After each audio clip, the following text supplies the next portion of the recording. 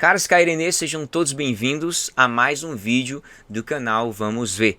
Eu sou o professor Marcos e neste vídeo eu já tenho mais um convidado especial aqui que logo vocês vão saber depois da vinheta.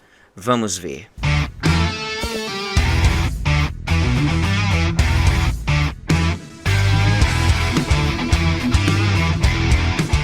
Caros cairenês, sejam todos bem-vindos a mais um vídeo aqui do canal Vamos Ver. E hoje, para abrilhantar mais os vídeos aqui e a exposição da palavra do Senhor, eu convidei um irmão assembleiano, um irmão da Espanha, inclusive está na Espanha, e vocês vão ter acesso a uma infinidade de perguntas que eu fiz para ele, enviei para o mesmo, e ele assim disse não. Sem nenhum problema, a gente responde sim.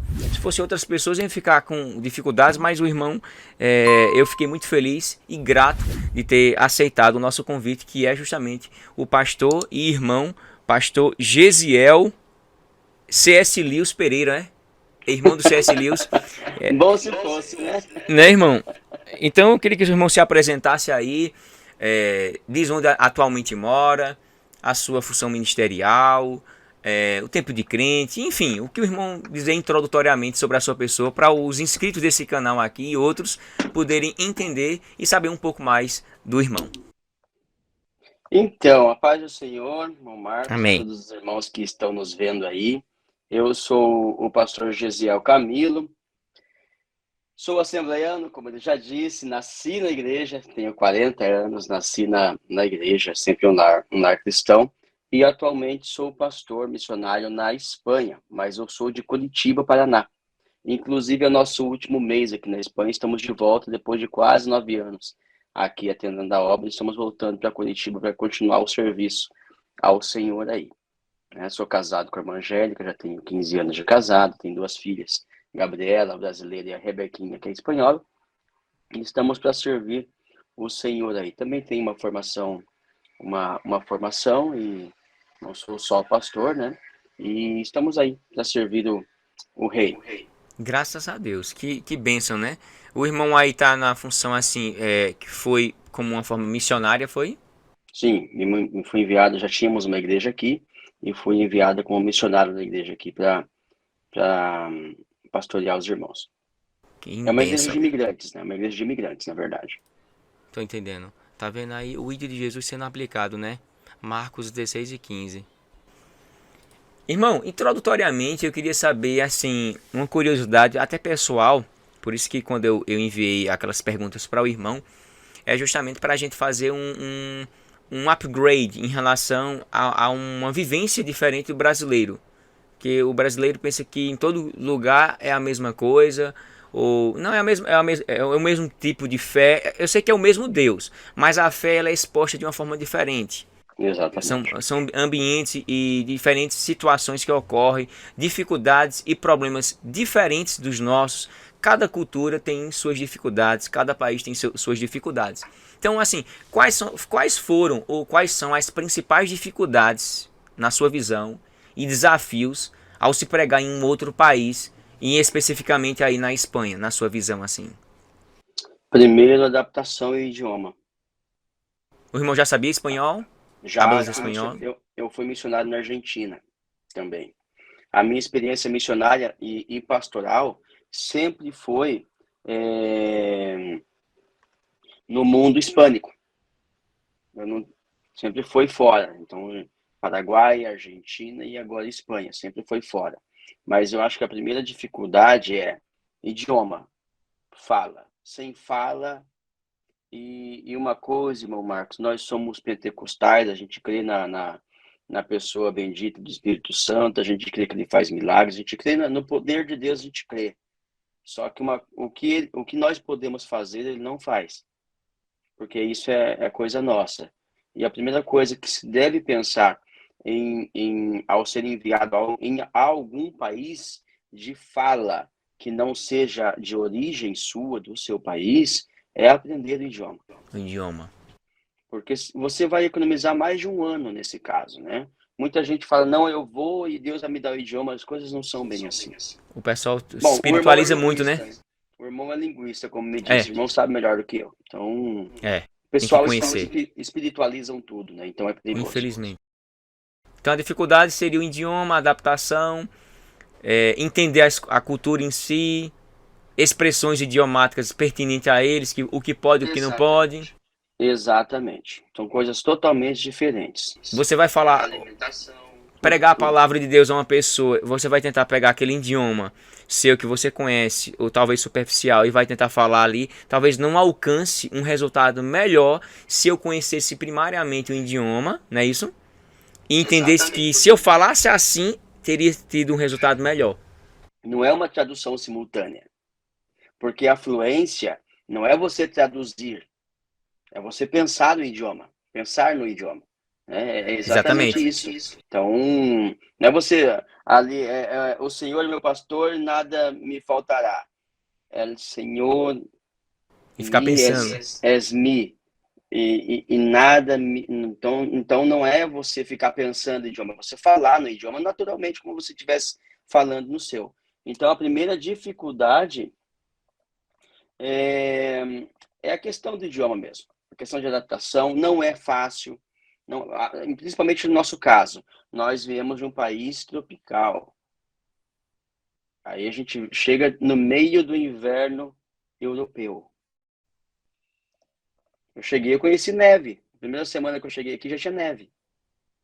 Então, é totalmente diferente, né? A questão de alimentação, de vestimenta.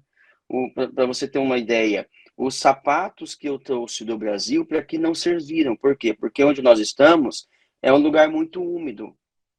E é por isso o sofrimento que nós estamos agora aqui pela essa onda de calor, pela umidade do local. Porque nós, onde eu estou aqui na região norte, é 100% de umidade. Então é aquele calor sufocante.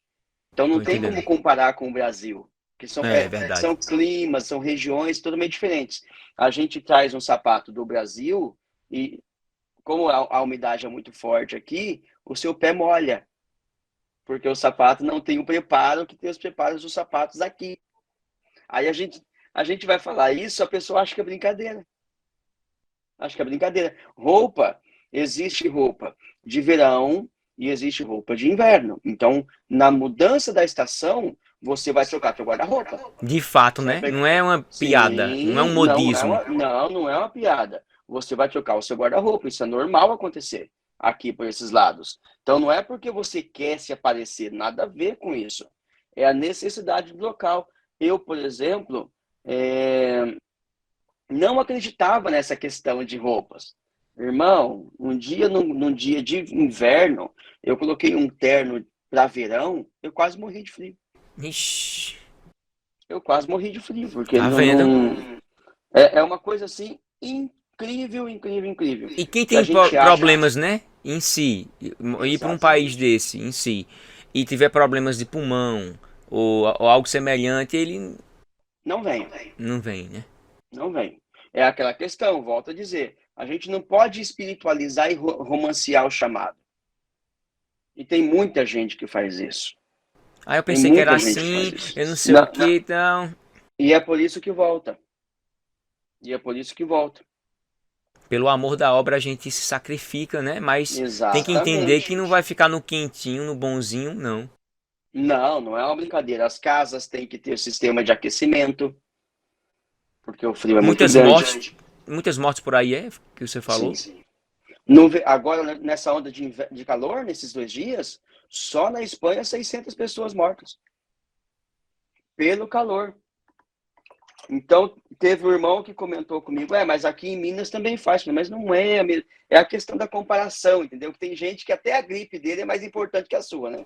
É É a verdade. questão das comparações, não tem que ficar comparando, em primeiro lugar. São regiões diferentes, etc e tal, Climas e a diferentes. gente, e a gente não vê isso acontecer no Brasil, por mais que seja calor. Eu tenho uma irmã na igreja aqui, que a cachorrinha da irmã morreu no braço dela domingo, porque ela não suportou. A cachorrinha não suportou.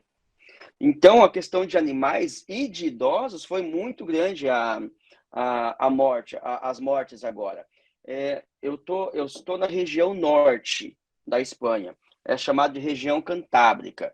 Estou do lado da Galícia, que é outro estado aqui. O que pega de fogo nessas regiões, até na nossa, não é brincadeira. O ano retrasado,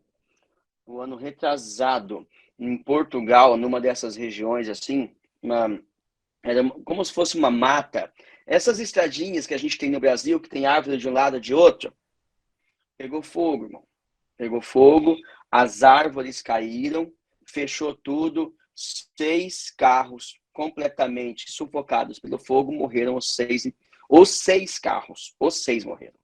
Então não é uma brincadeira, é algo Não é sério, brincadeira, algo que viu? a gente tem visto aí, a gente posta alguma coisa e vem um engraçadinho. Se fosse aqui a culpa ia ser de A, ia ser de B. Então a gente não consegue, e de cristãos, entendeu? A Ixi, gente não é, consegue infelizmente. entender aonde vai a A cabeça desse imaturidade, povo. né? Uma imaturidade gigante, inexperiência em todos os aspectos é que faz isso, um fanatismo. Meu Uhum. pai do céu, a gente tem que. Imaturidade. Pois vocês sofrem muito, viu? A obra missionária não é docinho, não, né? Pudinho. Não é uma brincadeira. Na Argentina é igual. Então, luta espiritual, eu costumo dizer, diabo é diabo aqui no Brasil, Em na qualquer África, canto, onde é. tiver. E luta espiritual a gente vai ter. Isso é normal. E existem outras coisas que não são espirituais, mas são sofrimentos. Mas você está na Espanha, um país de primeiro mundo. Pode ser, mas existe luta do mesmo jeito. Porque quando Deus quer te provar, ele não importa se você está no Palácio Real Ou no ou se você deserto. está no deserto.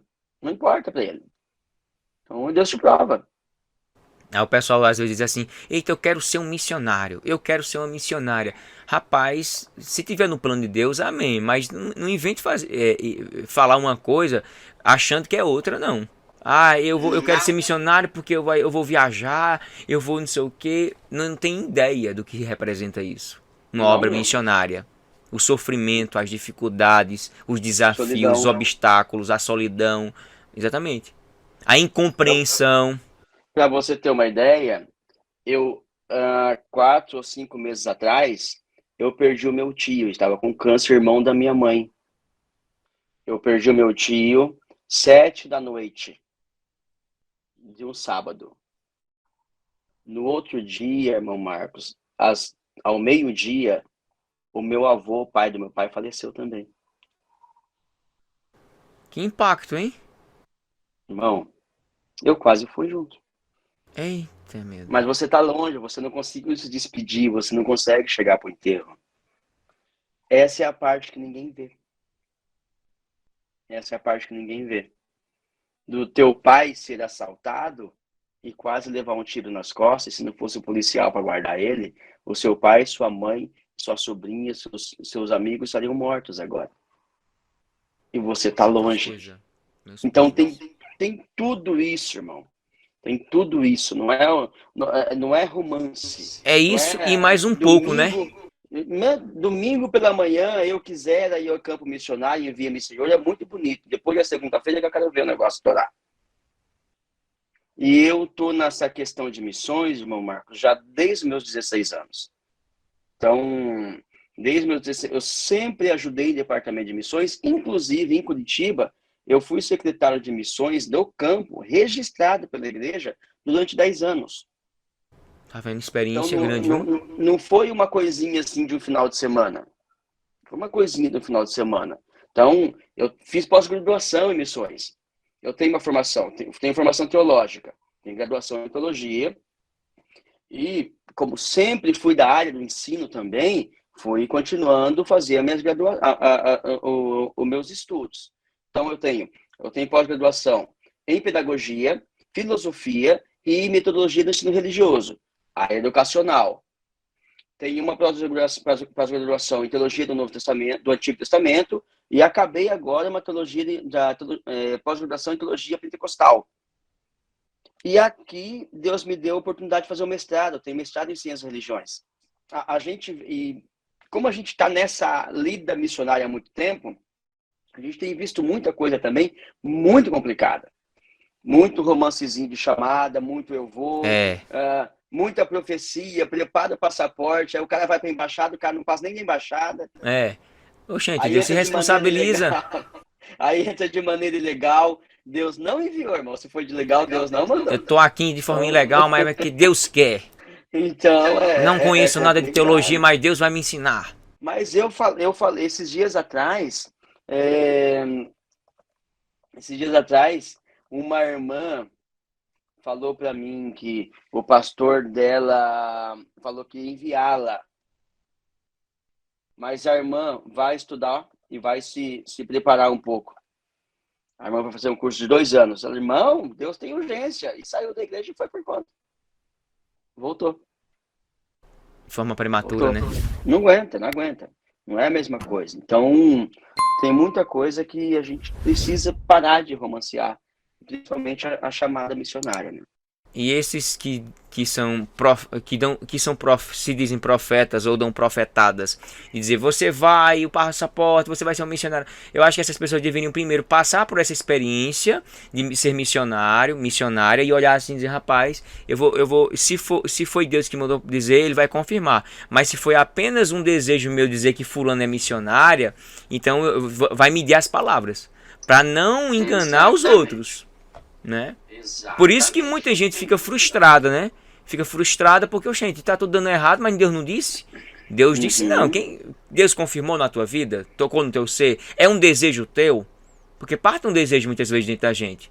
E Deus vai trabalhando esse sonho dentro do nosso coração, na nossa mente, vai nos dando caminhos e dizer, olha, vai chegar um momento que você vai auto-percebendo que é isso que Deus quer para minha vida, então eu quero apenas uma confirmação de Deus. Aí Deus confirma. Aí a pessoa não está nem sabendo de nada, de repente alguém diz, olha, tu vai ser missionário. Você vai ser uma missionária. Eu mesmo já escutei isso muito. Dentro da igreja, a gente escuta muito isso, dos irmãos bem empolgados, do fulano de tal, dizer assim, você vai ser uma missionária. Aí eu olhar assim e disse, meu Deus, tem misericórdia da vida de fulano. Você vai ser uma missionária. A pessoa está aqui, na minha cidade ainda. Por quê? Porque dizem uma coisa pelo desejo pessoal. Não é Deus que mandou dizer. De forma prematura, né? É isso mesmo. Eu tô até escrevendo algo sobre isso. E quero ver se eu finalizo no Brasil para uma publicação. E o título é esse. Já tem umas 30 páginas, mais ou menos. O que não te contaram sobre a obra missionária. Olha que benção, que título chamativo, viu? Já está certo até que a editora. Então, está certo até que a editora. E Deus confirmando isso na tua vida a partir dessa entrevista. Amém. É verdade. Não é verdade? É verdade. Sim, claro que sim. Claro que sim. Nós que somos espirituais, né, a gente entende o que Deus está dizendo para nossa vida. Sim, claro. Então tem muita coisa por trás, né? Não é uma brincadeira. Esses dias uma jovem, nossa, que uma benção, menina. Pastor, Deus me chamou para as nações. Amém, eu acredito. Deixa eu fazer só uma pergunta. Você já fala inglês? Não, então não vai se concretizar o chamado. I don't know. Não, então... eu vou pra Rússia, mas você já sabe falar. Não, eu tenho pavor, eu nem português eu tenho direito. Então, minha filha, se aquieta aí, porque Paulo era poliglota. Falava no mínimo 4. Mas Paulo era poliglota. Era grego, era hebraico, era aramaico e o próprio latim da época. Eu não sei se você já percebeu uma coisa. Nós temos duas figuras importantes, que é Paulo e Pedro no Novo Testamento.